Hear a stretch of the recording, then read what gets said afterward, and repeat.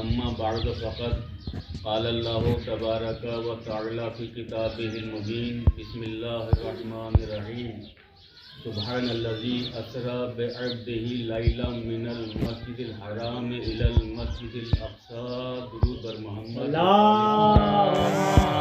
सल्ली अला मोहम्मद व आले मोहम्मद। इरशादे खुदा बंदे आलम हो रहा है कि पाको पाकीज़ा है वो ज़ात जो ले गई अपने अब्द को, अपने बंदे को मस्जिद हराम से मस्जिद अक़सा तक, यानी खाने काबा से बैतुल मुक़द्दस तक।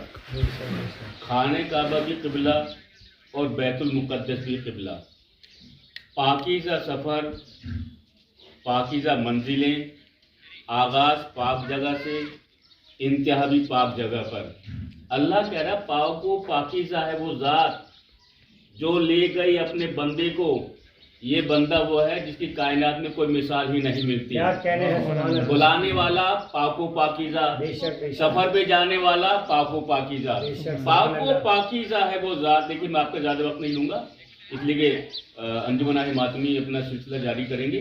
पाको पाकीज़ा है वो ज़ात जो ले गई अपने बंदे को मस्जिद हराम से मस्जिद अक़सा तक। और जब आसमान की बुलंदी में आपका सफ़र हुआ, अज़ीज़ान गिरामी, एक यहूद से इंसान आया। उस गिरोह यहूद से आने वाले इंसान ने कहा, हारून रशीद का ज़माना था, कि ये बताइए कि मैंने सुना है कि आपके नबी को मेराज हुई। कि हाँ हुई। तो वहाँ पर उलमा तशरीफ़ फरमा थे उस ज़माने के।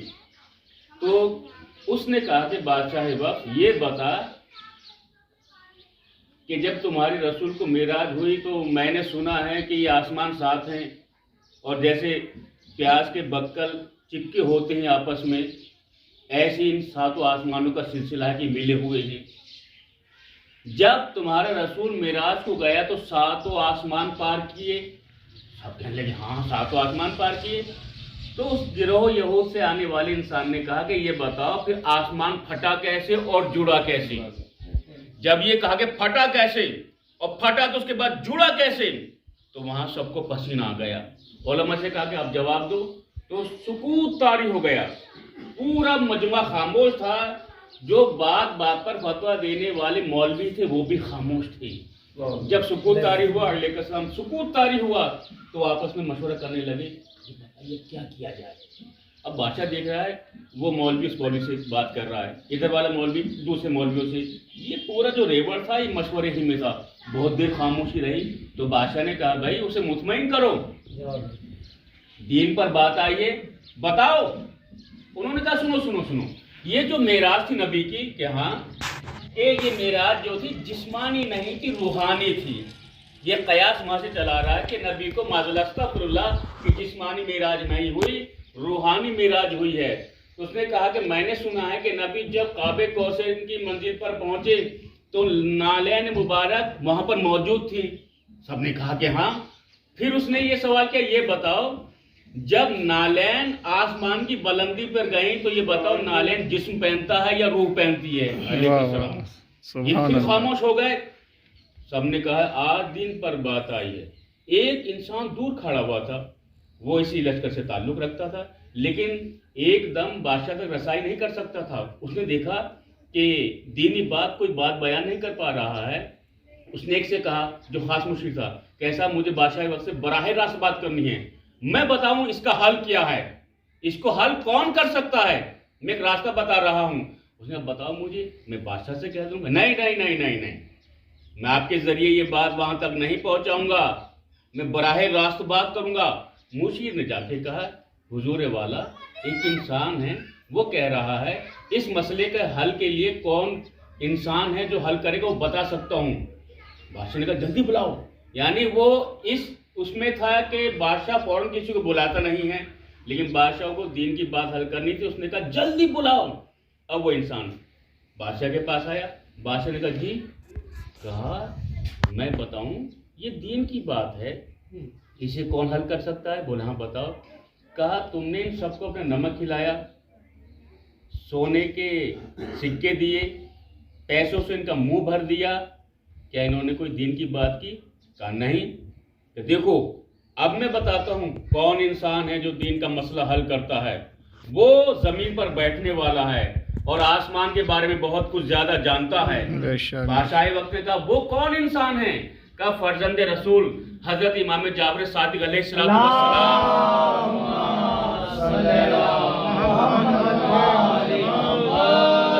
खत्म की मंजिल पर हूँ मैं, कुछ मिनट और लूंगा आपके, बस खत्म। आखिरी रिवायत रब्ते मसाइब पे आपकी जहमत तमाम, क्योंकि अंजुमन दारुल हुसैन के साहिब बाज भी आ चुके हैं और अंजुमन वफायत बाजी और दीगर अंजुमन, सब ये तमाम अंजुमन को मदऊ किया गया। अब सिलसिला होगा मातम का, नौहे खानी का, और आप हजाबी शरीफ के जुलूस रहें।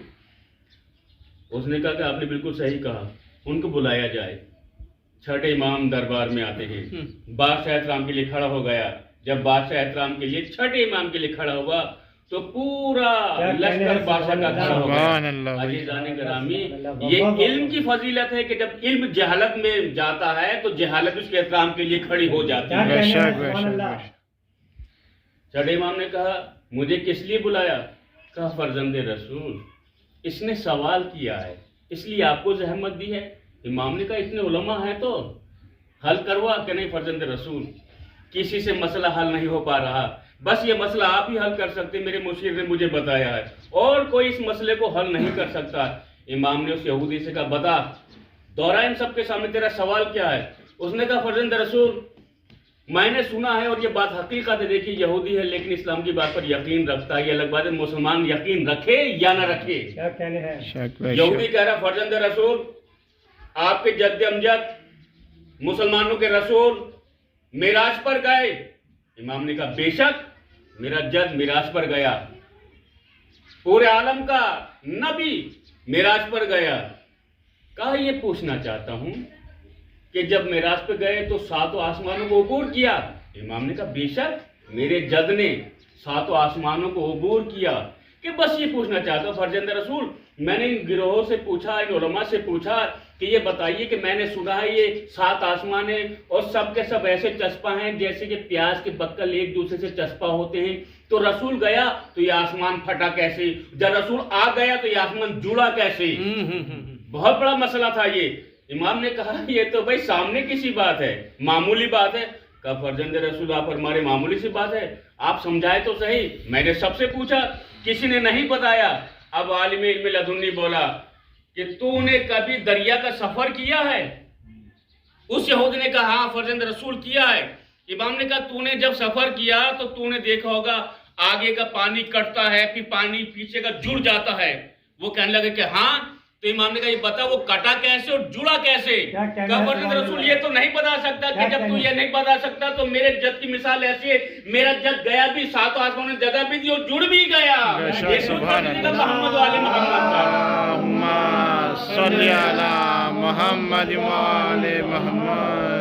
उसी रसूल का नवासा दीन की बका के लिए 28 रजब जो कि गुजर चुकी है अपना अजीज वतन मदीना छोड़ रहा है, अपनी उम्मत की नबी की उम्मत की इस्लाह के लिए, बकाए दीन के लिए।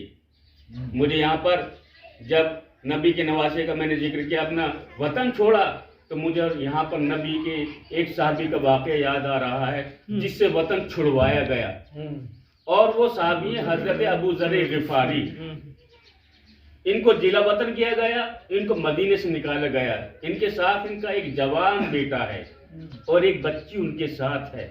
जब वतन से निकाला गया, इमाम अली अलैहिस्सलाम देख रहे थे।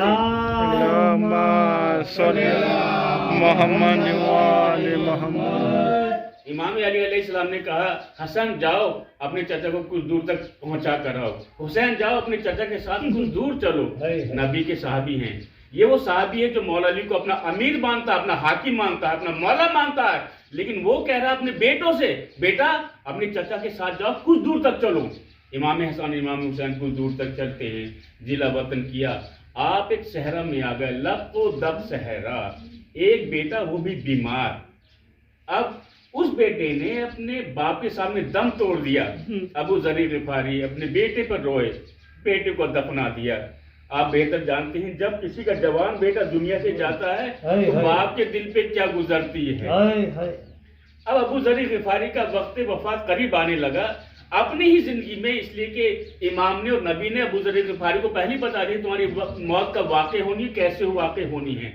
ابو ذر غفاری نے کہا بیٹی میرا وقت وفات اب قریب ہے، میں مر جاؤں تو تم سرے راہ جا کر بیٹھ جانا اور تم دیکھو گی کہ وہاں سے ایک قافلہ آئے گا، وہ میرے مولا علی کے چاہنے والے کا قافلہ ہوگا، اس کا نام مالک استر ہوگا، اور اس سے کہنا ساتھی رسول ابو ذر غفاری کی وفات ہو چکی ہے، اسے غسل دے دو، اسے کفن دے دو، اسے دفنا دو۔ ابو ذر غفاری نے دم توڑا۔ بیٹی اپنے باپ کو رو رہی ہے۔ بیٹی اپنے باپ سے کتنی محبت کرتی ہے دنیا والے جانتے ہیں۔ بیٹی کو اپنے باپ سے بہت زیادہ محبت ہوتی ہے اور بہن کو اپنے بھائی سے بہت زیادہ محبت ہوتی ہے۔ اسی بچی نے پہلے اپنے بھائی کو اپنے سے جدا ہوتے ہوئے دیکھا، پھر یہ بچی اپنے باپ کو خود سے جدا ہوا دیکھ رہی ہے۔ بیٹی لاش پدر پہ رو رہی ہے۔ روتے روتے بیٹی کو یاد آیا کہ بابا نے کہا تھا کہ تم سرے راہ جا کر بیٹھ جانا، وہاں پہ دینداروں کا قافلہ آئے گا، ان کو بتانا کہ نبی کے صحابی کی وفات ہو گئی، آپ اسے دفنا دو۔ بیٹی سرے راہ جا کر بیٹھ گئی تو بیٹی نے دیکھا قافلہ آ رہا ہے، اس میں سے ایک ہیبت والا شخص نکلا۔ اس نے کہا تم کون ہو اور کیوں بیٹھی ہو؟ تم جوان بچی ہو، میں دیکھ رہا ہوں تمہارا تعلق کسی شریف گھرانے سے ہے۔ بیٹی شریف گھرانوں کی بچیاں سرے راہ ایسے نہیں بیٹھتی۔ اس بچی نے کہا کیا آپ کا نام مالک استر ہے؟ کہ ہاں میرا نام مالک استر، لیکن تمہیں کیسے معلوم؟ کہ مجھے میرے بابا نے بتایا تھا کہ علی کے چاہنے والے کا قافلہ ہوگا، اس کا نام مالک استر ہوگا، اسے بتانا کہ میرے بابا کا انتقال ہو گیا، آپ کے نبی کے صحابی ابو ذر غفاری دنیا سے جا چکے ہیں، آپ انہیں دفنائیے، انہیں کفنائیے۔ ابو ذر غفاری نے سر سے ماما اتارا، صحابی رسول پہ گریہ کیا۔ لشکر والوں نے ابو ذر غفاری کو دفن کیا، اور ابو ذر غفاری جب دفن ہو چکے تو مالک استر نے کہا کہ بیٹی چلو ہم تمہیں تمہارے وطن مدینہ پہنچا دیں۔ بیٹی نے کہا ٹھیک ہے میں وطن جاؤں گی، میں وطن جاؤں گی اس لیے کہ میرا بھائی بھی مجھ سے جدا ہو گیا، میرا بابا بھی مجھ سے جدا ہو گیا، لیکن تسلی تشفی دینے کے لیے آپ ہیں، مجھے وطن پہنچانے کے لیے بھی آپ ہیں۔ کاش کوئی کربلا کے میدان میں ہوتا جو آل محمد کو ان کے گھر تک پہنچا دیتا۔ اجرکم اللہ۔ ہماری کو سجایا گیا، ابو ذر غفاری کی بیٹی کو ہماری میں بٹھایا گیا۔ سفر تیار ہے، سفر تیار ہے۔ جب یہ کہا گیا کہ حرکت کرو قافلے کو بڑھایا جائے، جب حرکت کی گئی تو ایک شخص کا ہماری پر خاص طور سے اہتمام کیا گیا تھا۔ اس نے مالک استر سے کہا استر رسول کے نبی کی بیٹی محمل میں نہیں ہے۔ مالک استر نے کہا کہ محمل میں نہیں ہے؟ ابھی تو ہم نے بچی کو اس سجی ہوئی محفل میں پردے کے ساتھ بٹھایا تو بچی کہاں؟ کہ نہیں آقا دیکھیے آپ، تو دیکھا محمل خالی تھی۔ اب سب دیکھنے لگے ادھر ادھر، تو ایک ادھر سے آتا ہوا دکھائی دیا ایک مسافر۔ مالک استر نے کہا ارے تم لوگ کدھر سے آ رہے ہو؟ انہوں نے کہا فلاں فلاں مقام سے آ رہے ہیں۔ کہا تم یہاں کیا کر رہے ہو؟ کہ ہمارے ساتھ ایک بچی تھی، وہ ہمارے قافلے سے جدا ہو گئی۔ اس آنے والے نے کہا ایک بچی ایک تربت پر بیٹھی ہوئی بہن کر رہی ہے، رو رہی ہے۔ میں ادھر سے آیا، میں نے سنا وہ جب اپنے باپ پر گریہ کر رہی تھی، مرثیہ کر رہی تھی، میرا دل تڑپنے لگا۔ ہو سکتا مالک وہی بیٹی ہو جسے آپ تلاش کر رہے ہیں۔ مالک استر قبر ابو ذر غفاری پائے، دیکھا ابو ذر غفاری کی بیٹی بابا کے قبر سے لپٹ کر بیان کر رہی ہے۔ یہیں پر مجھے ایک روایت یاد آتی ہے، جب 11 محرم کو قافلہ 11 محرم کو قید کے لیے جا رہا تھا تو آواز بلند ہوئی ام کلثوم قافلے میں موجود نہیں ہے۔ جب دیکھا گیا تو ایک کوئی نورانی شخصیت آئی، اس نے کہا جس بی بی کو تم تلاش کر رہے ہو وہ بی بی ایک ایسے لاش سے لپٹ کر بیان کر رہی ہے جس کے لاشوں میں زخمی زخم ہے، تیروں اس میں پیوستہ ہیں اور خون بہ رہا ہے۔ جب وہاں پر دیکھا گیا ام کلثوم اپنے بھائی حسین کے لاشے سے لپٹ کر بیان کر رہی تھی۔ ایک بہن نے اپنے بھائی کو سال میں دیکھا، جناب زینب نے اپنے آپ کو ناک سے گرا دیا، اے بھیا میرے ہاتھ پر سے کچھ بندھے ہوئے ہیں، کاش میرے ہاتھ بندھے ہوئے نہ ہوتے، اے بھیا میں تیرے جسم سے پیوستیروں کو نکال دیتی، اے بھیا تیری یہ مجبور بہن اسیر ہو کر جا رہی ہے۔ اللهم اغفر للمؤمنين والمؤمنات والمسلمين والمسلمات الأحياء منهم والأموات تابع بيننا وبينهم بالخيرات إنك مجيب الدعوات إنك على كل شيء قدير. ماتم حسین.